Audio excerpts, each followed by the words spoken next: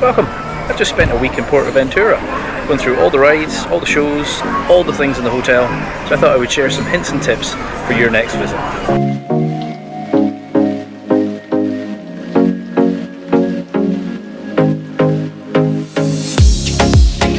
So, first tip, when should you come to PortAventura? Well, not when I'm here in August. It's stinking hot and it's really busy. So that was really stupid. Do not come in the summer and try and come during the week. So yeah, that's when you want to come. For you to die, so grab yourself an alibi. Heaven knows your mother line. It's not just rides this park has.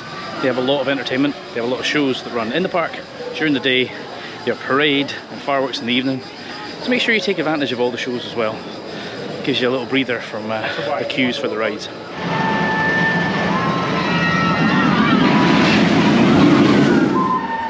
So another tip, and if you frequent theme parks, this will come as no surprise. The first ride when you walk in is Furious Baco. That means everybody goes on it, and it ends up with a massive queue.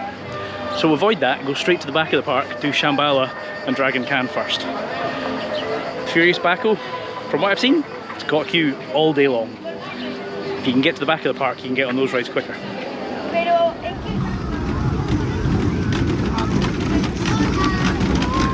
Another thing I've heard is that they don't allow you to bring food into the park. Now I don't know if that's true or not, because I come in from the hotel, they honestly don't check our bags. To be fair, we've only got small bum bags. I haven't seen them check anybody's bags, so potentially at the main entrance they do. But from what I've read online, it's a no-go. There are tons of options in here for food, but just bear that in mind that if you are bringing food with you, depending on how true everything online is, you may or may not get in with that food. I've found the food here, I mean, it's all been perfectly tasty, and you know, you've got a selection of cheap kind of takeout fast food kind of things, your burgers, your hot dogs, or your more expensive sit down. So there is a selection. Definitely you're not going to go short on food if you're here, but it may be expensive depending on the size of the group. But yeah, just bear that in mind if you're thinking on bringing food with you.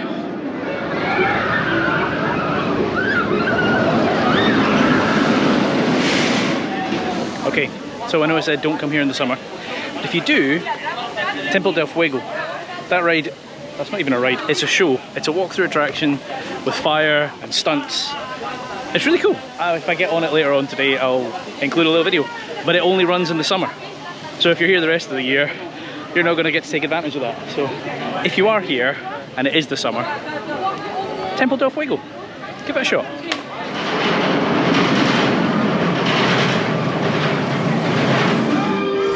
If you're staying on site, you'll have one of these, a room key. But it's more than just a room key. It gets you into your room, that's your ticket to the park, but also anytime you buy something, whether it's food, drink, merchandise, scan the card, you collect points, and then you can redeem those points for money off later.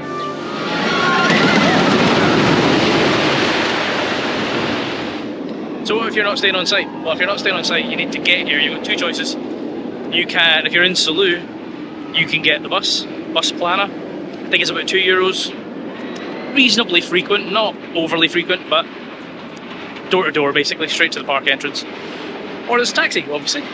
We found taxis a little tricky because Ubers are banned in Salou, which basically means you can't use them. And we've not found a taxi company that we can actually phone and get through to. But the hotel that we were staying at, they've ordered us a few taxis, which is fine. So yeah, taxis aren't great. Buses are pretty frequent though, and they're cheap. So that's how to get to the park if you're not staying on site.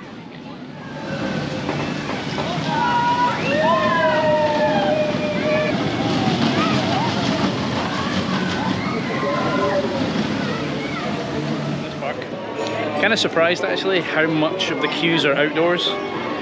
The new ride has an indoor section, but most of the rides are outside, and it's Spain, and especially in the summer it's stinking hot. So wear your sun cream, wear a hat, bring water bottles, you're going to need them.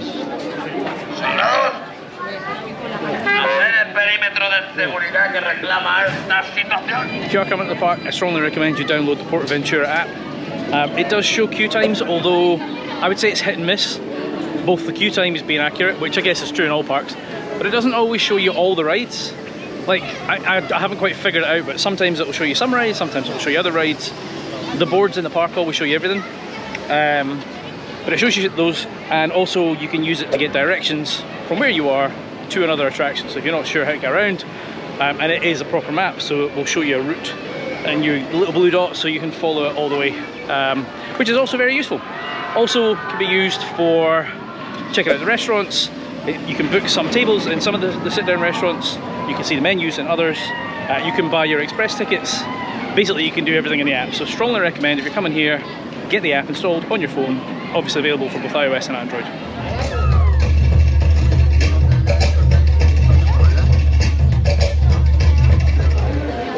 This park does have single rider on a couple of the rides, Hurricane Condor, Shambhala, and the newly opened Uncharted. But they do something really weird. It's a bit like in Ferrariland, where the single rider is halfway around the queue. So Express is at the start, but single rider you have to go in the normal queue first and then it splits. Which if the queue's short is fine, but if the queue's long, you've still got to walk in it, which just doesn't make any sense. Anyway, that's how they do it. That's the 3 rides you can do single rider on.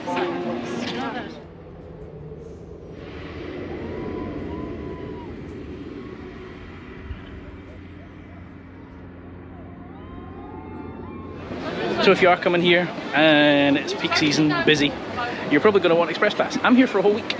I've still got Express Pass because throughout the week I've hardly got on anything. They do have multiple Express Passes though. They have one that we've got, which is just the single use on everything. Actually, not everything, most things. They have one that's unlimited. And then this part does something really weird. You can't request front row on anything. So if you want front row, it's either potluck or you pay for an even more expensive Express Pass, which gets you access to the front row. Choose wisely. If you are staying in one of the hotels, you can buy Express Pass cheaper in the hotel. They have vending machines. Ferrariland is not cheaper. Okay, Ferrariland's the same price. The Express Pass, Express Max, that's 55 euros on the website, 48 euros in the hotel. So definitely, if you are staying on site, use the vending machines. They will get you cheaper tickets. One other thing I forgot to mention, we got the Express Pass in the hotel from the vending machine, and they're valid for 2 consecutive days. I don't know if that's a normal Express Pass or just a hotel one.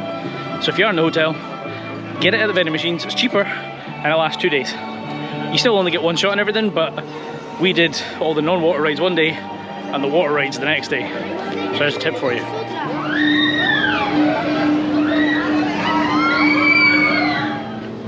There is another ticket option to consider.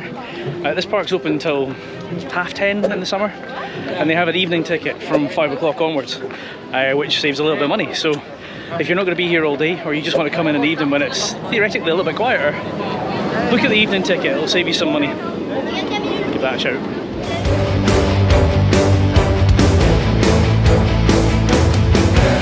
This is a fairly generic tip, not exclusive to PortAventura, and if you travel a lot you probably already know this, but when you buy stuff here, certainly if you're using a card, you will always get asked, you want to pay in local currency or your own currency. Always pay in local currency, because they know it's going to come out your account a few days later, so they'll give you a terrible exchange rate.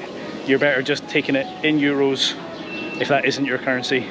Obviously depends on what you're buying, but if it's something more expensive, you'll definitely pay less in the local currency than if you try and pay in your own home currency.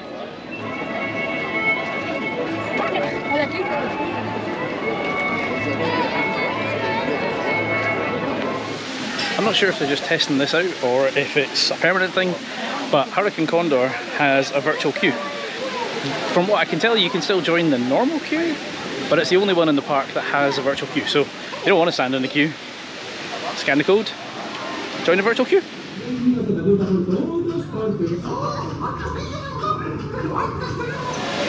There's a few luggage locations around the park, and if you look on the app it shows you 5 or 6 of them. I think some in here, some in the water park, some in Ferrariland.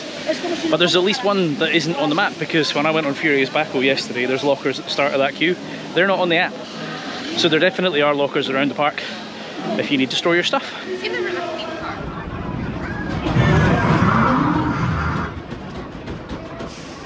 So I don't know if this is a general rule or if I've just lucked out, but I've been here all week and the queue times have been really large. Yesterday, Friday, and today, Saturday, they seem a lot shorter. I don't know if that's a true indication of days of the week. Definitely one to consider, because Monday through Thursday this park has not been quiet. So maybe Fridays and Saturdays are the days to go.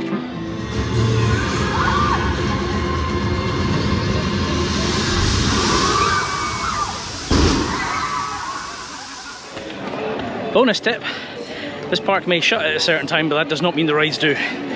Park shuts in 10 minutes. We thought we'll leg it to Uncharted to get a final shot on it. Nope, it's shut already.